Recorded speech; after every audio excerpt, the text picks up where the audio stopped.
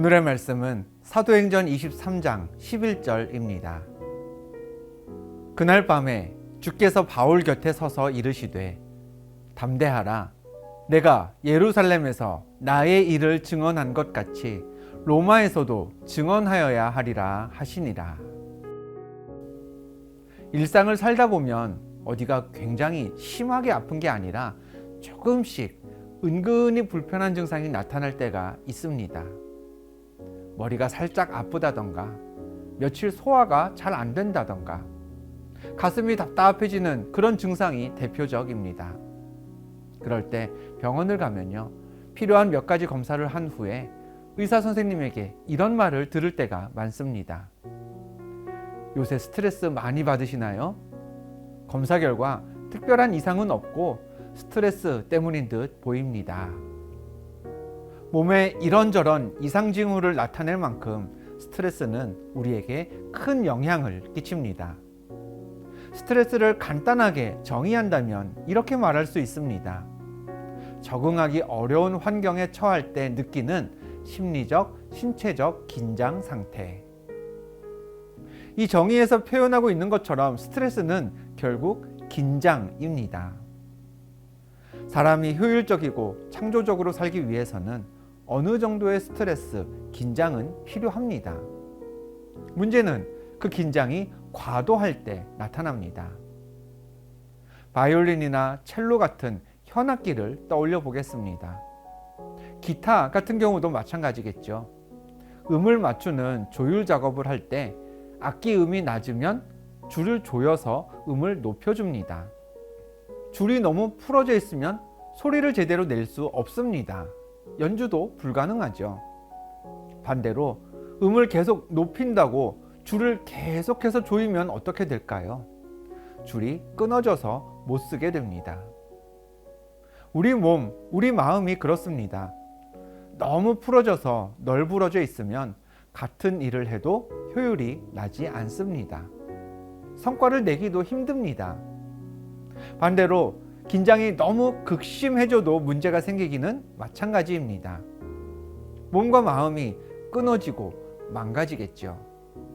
더 이상 연주할 수 없는 악기가 되는 셈입니다.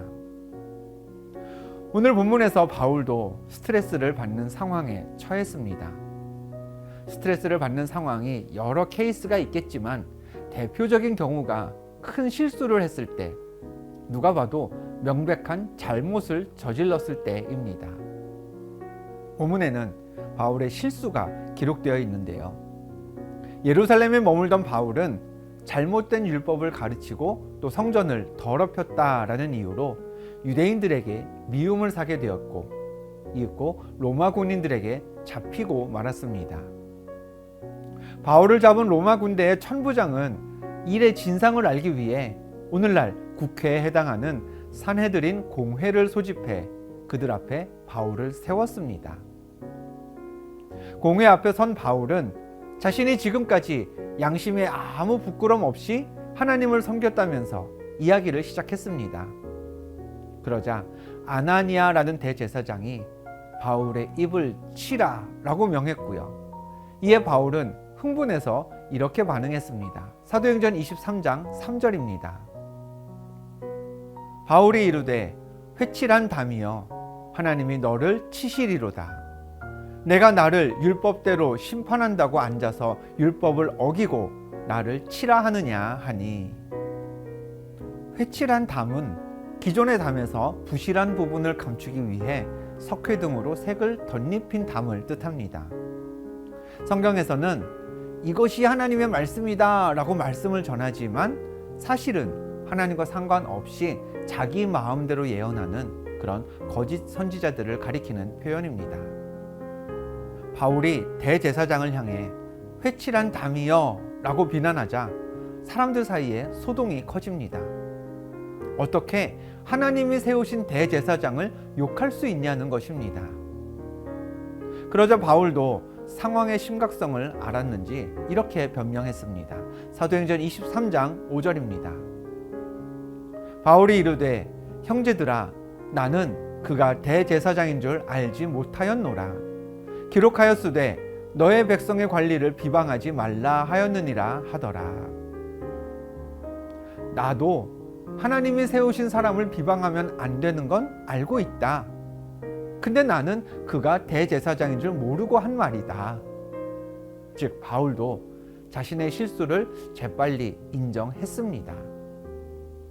그러나 사람들의 마음은 이미 닫혔습니다. 공회 앞에 선다는 기회를 잘 살리면 그 사회에 영향력 있는 인물들로 하여금 예수 그리스도를 영접하게 하고 참된 하나님의 자녀를 만드는 멋진 일도 바울이 머릿속에 그릴 수 있었지만 그런 꿈은 다 수포가 되었습니다.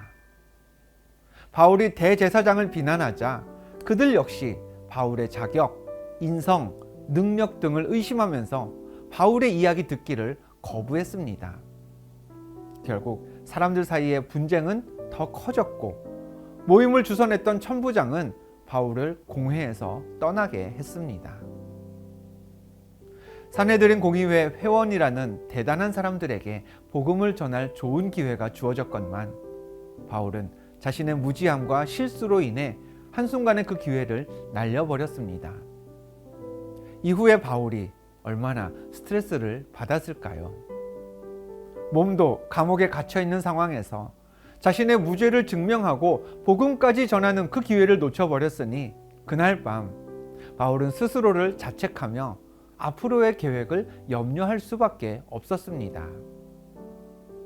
그런데 오늘 본문은 이렇게 전합니다. 그날 밤에 주께서 바울 곁에 서서 이르시되 담대하라. 내가 예루살렘에서 나의 일을 증언한 것 같이 로마에서도 증언하여야 하리라 하시니라. 성경은 그날 밤에 라고 했습니다. 예수님이 바울을 위로하신 건 한참 후가 아니었습니다. 바울이 스스로를 자책하며 스트레스를 한가득 받고 있을 그날 밤이었습니다. 또 그날 밤에 예수님은 바울 곁에 서서 말씀하셨다라고 했습니다. 바울이 실수했을 때 예수님은 멀리 계시지 않았습니다. 바울 곁에 계셨습니다. 그 예수님이 우리에게도 우리 곁에서 우리가 스트레스 때문에 무너지지 않도록 힘이 되어 주고 계십니다. 그날 밤 바울 곁에 서서 말씀하신 예수님은 로마에서도 증언하여야 하리라 라고 하셨습니다. 오늘 실수했으니 앞으로 다시는 사람들 앞에 서지 말아라 라는 게 아니었죠. 기회는 또 있다고 하셨습니다. 오늘은 비록 실수가 있었지만 로마에 가서 너를 다시 사람들 앞에 세우겠다라는 하나님의 계획이 바울로 하여금 스트레스에 무너지지 않고 계속해서 하나님 나라를 위해 일하도록 이끌었던 것입니다. 오늘 말씀을 기억하며 이 시간 이렇게 기도하기를 원합니다.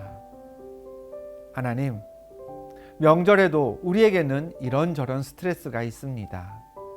여러 가지 실수가 우리 기억에 아직 생생합니다. 그러나 오늘 내 곁에 예수님이 계심을 믿습니다. 주께서 주시는 새로운 기회를 기대하며 지난 과오에 매이지 않게 하옵소서. 예수님은 실수했던 바울을 계속 품고 이끌어 주셨습니다. 그 예수님이 여전히 우리에게 소망이 되시고 여전히 내 곁에서 나를 일으키려고 말씀하고 계십니다. 귀한 명절, 나를 어렵게 했던 스트레스는 털어내시고 내 곁에 서서 내게 말씀하시는 예수님과 함께 또 한 번 주의 일에 나서리라 결단하고 소망을 얻으시기를 주님의 이름으로 축원드립니다. 기도하겠습니다. 하나님, 우리의 실수가 우리 발목을 잡아도 예수님이 우리 곁에서 품어주심을 믿습니다. 바울에게 다시 기회를 주신 예수님이 내 구주이심을 믿으며 이 명절 우리도 소망을 얻는 쉼의 시간 되게 하옵소서. 예수 그리스도의 이름으로 기도합니다. 아멘.